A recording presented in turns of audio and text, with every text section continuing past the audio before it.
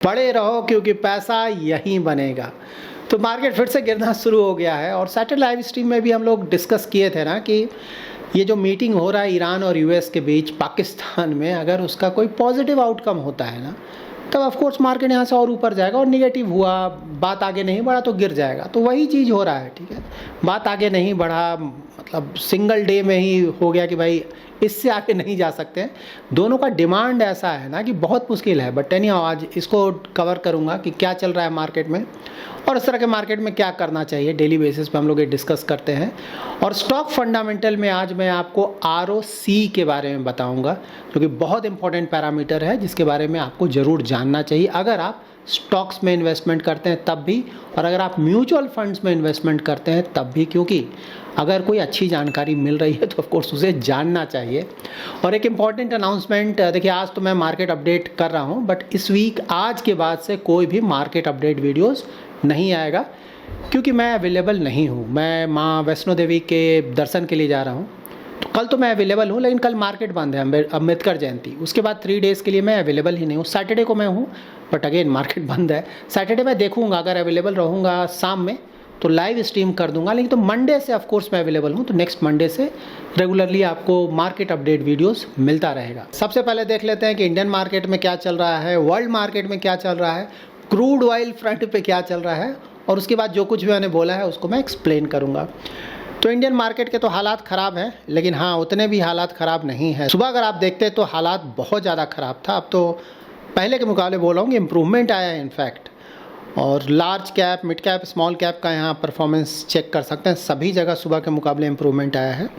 और sector theme देखेंगे तो डिफेंस का तो परफॉर्मेंस अच्छा है, लेकिन नीचे auto, IT, FMCG, consumption, bank, सभी जगह गिरावट है। वर्ल्ड मार्केट्स देखेंगे तो US प्री मार्केट देखेंगे फ्यूचर्स तो ये गिरा हुआ है, ठीक है। एशियन मार्केट्स देखिए गिरा हुआ है।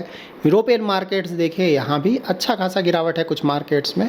तो हालात ख़राब है। अब सबसे इम्पोर्टेंट पैरामीटर जो कि डेली हमें देखना है वो है क्रूड ऑयल। ब्रेंट क्रूड $103 पर बैरल के आसपास चला गया है। ये कितना था सैटरडे जब हम लोग लाइव स्ट्रीम में डिस्कस कर रहे थे, तो $95 पर बैरल ब्रेंट क्रूड का प्राइस था। अब ये 103 के आसपास चला गया है। यही रीज़न है जिसके कारण मार्केट में आप गिरावट देख रहे हैं। बट हाँ, गिरावट उतना बड़ा भी गिरावट नहीं आया है, क्योंकि गिरावट पहले ही अच्छा खासा आ चुका है। बट आगे मैं इसको और डिस्कस करता हूँ। सबसे पहले तो भाई चल क्या रहा है, गिरावट हुआ क्यों। तो देखिए US मिलिट्री जो है वो जो पूरा स्टेट ऑफ हॉर्मुज़ एरिया है उसे ब्लॉक करने जा रहा है, ठीक है। तो जो भी आज ही से मंडे से, तो मतलब आज तो वहाँ रात का समय है US में, तो जब हमारा रात होगा तो उनका सुबह होगा, तो उसके बाद से वो स्टार्ट होगा। तो हो सकता है कि आज अगर कुछ हुआ तो क्रूड ऑयल का प्राइस रात में देखेंगे कि और ज़्यादा तेज़ी से ऊपर जा सकता है। कल शायद और ज़्यादा बढ़ जाए, 103 अभी दिख रहा, हो सकता है ये और ज़्यादा 105, 110 उस रेंज में चला जाए अगर कुछ और ज़्यादा निगेटिव हुआ तो। सो लेट्स सी, ठीक है। तो यहाँ पे इम्पॉर्टेंट पॉइंट ये है ना कि जो भी व्हीकल्स या टैंकर्स गुजरेंगे स्ट्रेट ऑफ हॉर्मुज़ पे, अगर वो टैंकर ईरान के किसी पोर्ट से आ रहा है, सिर्फ ईरान के पोर्ट से, तो उसे क्रॉस नहीं करने दिया जाएगा। US का जो नेवी है उसे रोक देगा। लेकिन अगर वो ईरान के पोर्ट से नहीं आकर किसी दूसरे पोर्ट से आ रहा है, बहुत सारे वहाँ पे कंट्रीज़ है आपस में, मुस्लिम कंट्रीज़ तो वहाँ भरे पड़े हैं, तो ईरान के अलावा अगर किसी दूसरे पोर्ट से आ रहा है वो शिप या फिर टैंकर, तो उसे रोका नहीं जाएगा, ठीक है। तो ये क्लैरिटी होना चाहिए। तो सिर्फ ईरान के लिए है ये कि भाई तुम नहीं बेच पाओगे तेल अब, ठीक है। तो ईरान का पूरा बंद किया जा रहा है। यहाँ पे ये भी इम्पोर्टेंट है कि ईरान का बंद किया जा रहा है, मतलब कि चाइना का भी बंद किया जा रहा है कि भाई जो भी ईरान का तेल है वो कहाँ जा रहा है, पूरा 90% तो चाइना के पास जाता है। तो अगर वहाँ से जो टैंकर्स निकलेंगे ईरान से, ईरान के पोर्ट से, तो वो मोस्टली चाइना ही जा रहा है। तो चाइना का पूरा तेल उस रास्ते से US रोक देगा, ऐसा बोला जा रहा है, ठीक है। लेकिन होगा नहीं होगा देखते हैं, आज रात में हमें इस पर क्लैरिटी मिलेगा। लेकिन फ़िलहाल अभी तक जो डिस्कशन हो रहा है उससे यही लग रहा है कि भाई पूरी तरह से रुक जाएगा। और इसके अलावा यूएस के प्रेसिडेंट डोनाल्ड ट्रंप ने ये भी बोला है कि चाइना पे हम शायद 50% का टैरिफ और लगा दें। वो इसलिए लगाएंगे कि उन्हें लग रहा है या फिर यूएस को लग रहा है कि चाइना शायद ईरान को आर्म्स एंड एम्यूनेशन सप्लाई कर रहा है। मतलब इसमें तो बोलने की कोई बात ही नहीं है, तो क्लियर है ना, सबको पता है कि भाई हो ही रहा है ये सब ना। रसिया और चाइना तो हर तरफ से उसे मदद ही कर रहे हैं। बट एनीहाउ ऐसा बोला गया है कि अगर ऐसा हुआ, चाइना ने किया, तो 50% का और ज़्यादा टैरिफ लगा दिया जाएगा। इसके अलावा डोनाल्ड ट्रंप ने ये भी बोला है कि वैसे शिप्स जो कि ईरान को पैसा देकर निकल रहे हैं ना, ईरान ने बोला है ना कि भाई मेरे को लेवी देना पड़ेगा, ठीक है, $1 पर बैरल के हिसाब से तुम्हें पैसा देना पड़ेगा, टोल मैं कलेक्ट करूँगा। तो वैसे वेसल्स जो कि ईरान को टोल देकर उस रास्ते से क्रॉस करेंगे, उसे भी क्रॉस नहीं करने दिया जाएगा।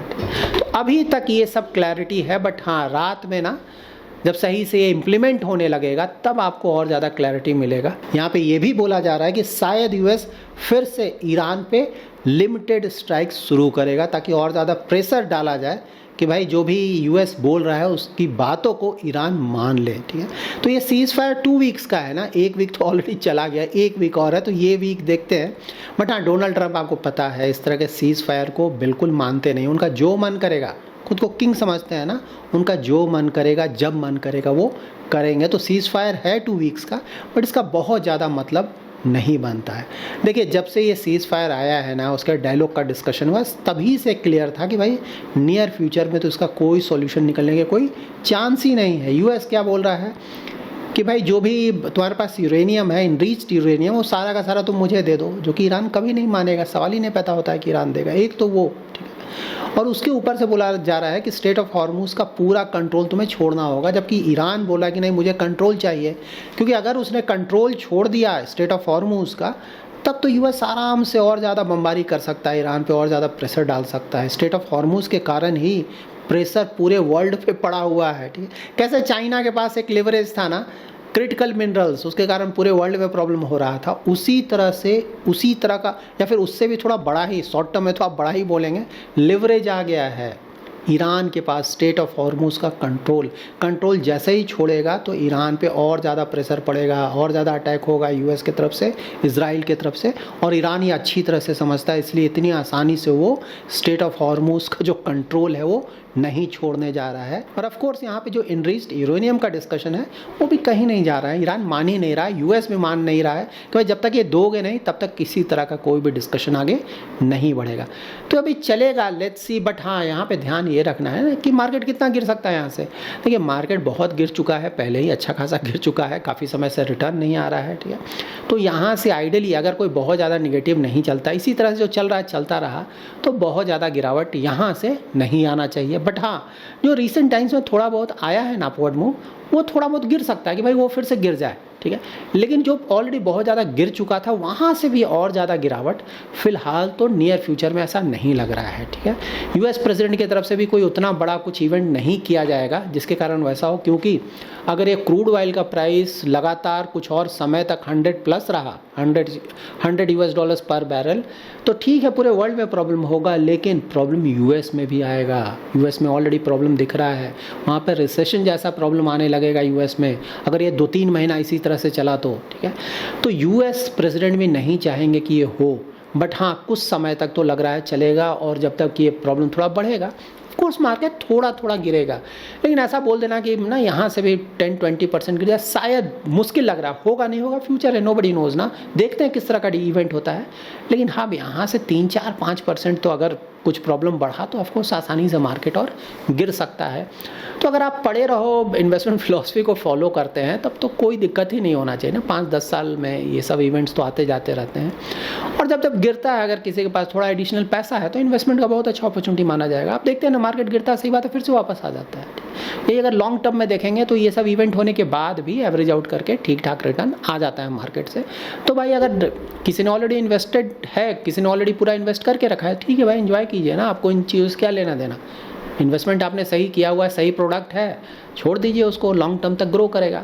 और मान लीजिए आपके पास थोड़ा बहुत एडिशनल पैसा है, तब तो और भी अच्छा है, ठीक है। जब यहाँ से थोड़ा बहुत मार्केट गिरे तो हल्का हल्का करके, थोड़ा थोड़ा करके इन्वेस्टमेंट करना चाहिए। बस हाँ, वही जल्दबाजी नहीं, मैंने हमेशा बोला है इन्वेस्टमेंट बिल्कुल करें, क्योंकि भाई आप तो ज़्यादातर इन्वेस्टेड है ना, पड़े रहो। इन्वेस्टमेंट फिलॉसफी यही कि भाई पूरा पैसा इन्वेस्टेड रखेंगे, थोड़ा बहुत अगर कैश है तो वो धीरे धीरे डिप्लॉय करेंगे। ऐसा नहीं कि पूरा का पूरा बाहर निकाल के रखे हुए हैं और उसको धीरे धीरे डिप्लॉय करेंगे, वो तो प्रॉब्लम हो सकता है ना। मामला अगर कुछ सेटल हुआ तो फिर मार्केट ऊपर जाएगा, पता चला कि फिर नीचे गिर ही नहीं रहा है शॉर्ट टर्म में एटलीस्ट, ठीक है। तो ये सब ध्यान रखें। तो ज़्यादातर इन्वेस्टेड रहना चाहिए, थोड़ा बहुत पैसा सही बात है कैश में रखा जा सकता है जब भी प्रॉब्लम दिखे तो, और उसको धीरे धीरे करके डिप्लॉय किया जा सकता है। यही स्ट्रैटेजी है ना, ये बेस्ट है, ये फिलॉसफी बेस्ट है। लॉन्ग टर्म में अगर इन चीज़ों को फॉलो किया जाएगा तो काफ़ी अच्छे रिस्क एडजस्टेड रिटर्न हम लॉन्ग टर्म में एक्सपेक्ट कर सकते हैं ना। आज का फंडामेंटल्स देखिए, फंडामेंटल्स में अभी तक हम लोगों ने क्या क्या सीख लिया, सेल्स ग्रोथ, प्रॉफिट ग्रोथ और ROE रिटर्न ऑन इक्विटी, ये 3 चीज़ हम लोगों ने सीख लिया, बेसिक्स एटलीस्ट, ठीक है। उसके बाद आज मैं आपको बताने जा रहा हूँ ROCE, return on capital employed. ROE का बड़ा भाई है। ROE में हम सिर्फ इक्विटी देखते हैं ना कि भाई इक्विटी पे कितना रिटर्न जनरेट किया जा रहा है, जो हम लोगों ने अपना पैसा लगाया है कंपनी में, कंपनी कितना ज़्यादा रिटर्न उस पैसे पे जनरेट कर रहा है इक्विटी पे, ठीक है। तो यहाँ पे ROC में आप इक्विटी तो देखते हैं, साथ साथ डेट भी देखते हैं, ठीक है। ROE में डेट नहीं देखा जाता, लेकिन ROC में इक्विटी और डेट दोनों देखा जाता है, और फिर उससे पता चलेगा कि जो कंपनी का प्रॉफिटेबिलिटी कैसा है और किस इफ़िशियंसी से कंपनी इक्विटी और डेट दोनों को यूज़ करके उस पर रिटर्न जनरेट कर रहा है, ठीक है। तो यहाँ पे ये जो भी जनरेट किया जाता है ना, वो ऑपरेटिंग प्रॉफिट पे देखा जाता है, ठीक है। ROE में आप क्या देख रहे थे, नेट प्रॉफिट पे, जबकि यहाँ पे होता है ऑपरेटिंग प्रॉफिट।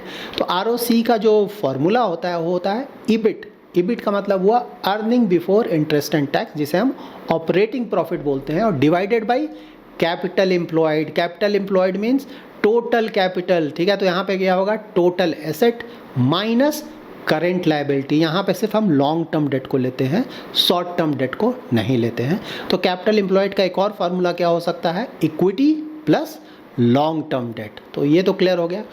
ROE की तरह ही ROC जितना ज़्यादा होगा उतना अच्छा माना जाएगा, ठीक है। तो इससे पता चल रहा है कि भाई जो मैनेजमेंट है वो कितनी इफ़िशियंटली कैपिटल को यूज़ कर रहा है, ठीक है। तो ये बहुत ज़्यादा ज़रूरी है, अगर कम है तो अच्छा नहीं माना जाएगा।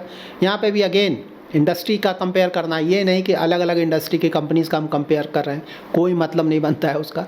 एक ही इंडस्ट्री के जो अच्छे क्वालिटी के कुछ कंपनीज़ है उसका आपस में कंपेयर करेंगे, तब आपको सही से पता चलेगा कि भाई अच्छा है खराब है। कोई एब्सोल्यूट फिगर नहीं होता, इसलिए मैं कोई नंबर भी नहीं बोलने जा रहा हूँ, ठीक है। यहाँ पे ये ध्यान रखें, क्योंकि हर एक इंडस्ट्री में ये बहुत वेरी करता है।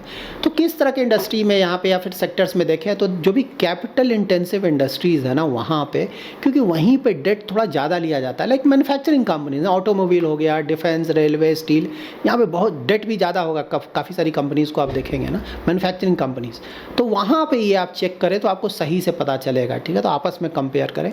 अब जैसे ऐसी कंपनीज़ का नहीं चेक करें जहाँ के डेट है ही नहीं या बहुत कम डेट है। अब जैसे IT वाली कंपनीज ना, वहाँ तो डेट ऑलमोस्ट नील ही होता है ना, तो वहाँ पे तो सिर्फ ROE आप चेक कर लें, ROC का जरूरत ही नहीं भाई, डेट ही नहीं तो ROC क्या, ROE सिर्फ चेक कर लें।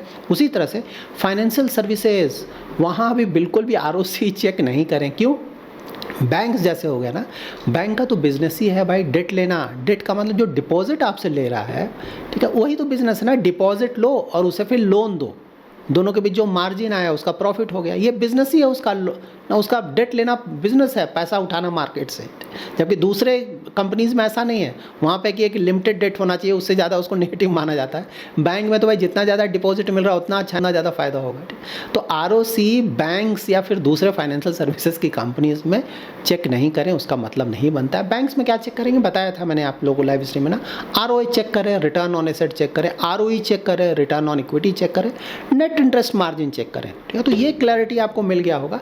तो जहाँ पे इक्विटी भी है, डेट भी अच्छा खासा, वहाँ पे बिल्कुल ROC हमें चेक करना चाहिए, तब तो पता चलेगा कितनी इफिशिएंटली मैनेजमेंट वो जो टोटल पैसा है उसको यूज़ कर पा रहा है और उस पर किस तरह का रिटर्न जनरेट कर पा रहा है। यहाँ पे ये भी ध्यान में रखना है कि जो कॉस्ट ऑफ कैपिटल है कंपनी का ना, उससे ऑफ कोर्स ROC ज़्यादा होना चाहिए, तभी तो मतलब बनता है ना। अब जैसे मैं मार्केट से लोन ले रहा हूँ और उसे इक्विटी मार्केट में इन्वेस्ट कर रहा हूँ, समझाने के लिए सिर्फ बता रहा हूँ, तो भाई मेरा बिल्कुल एक्सपेक्टेशन होना चाहिए ना कि भाई जो मैं लोन लेकर जो मैं रिटर्न जनरेट करूँगा तो रिटर्न ज़्यादा होना चाहिए लोन के इंटरेस्ट से, नहीं तो मुझे तो लॉस होगा। वही चीज़ यहाँ पे है कि भाई जो कॉस्ट ऑफ कैपिटल है टोटल, उससे ROC हमेशा ही ज़्यादा होना चाहिए, तभी तो प्रॉफिट होगा ना, नहीं तो फिर तो आपको लॉस हो रहा है। तो ये सब चीज़ों को आप ध्यान में रखें। So that's it in this video. अगर आपको ये वीडियो पसंद आया है तो जरूर लाइक एंड शेयर करें। पहली बार हमारे यूट्यूब चैनल पे आ रहे हैं तो चैनल को जरूर सब्सक्राइब करें। Thanks lot for watching.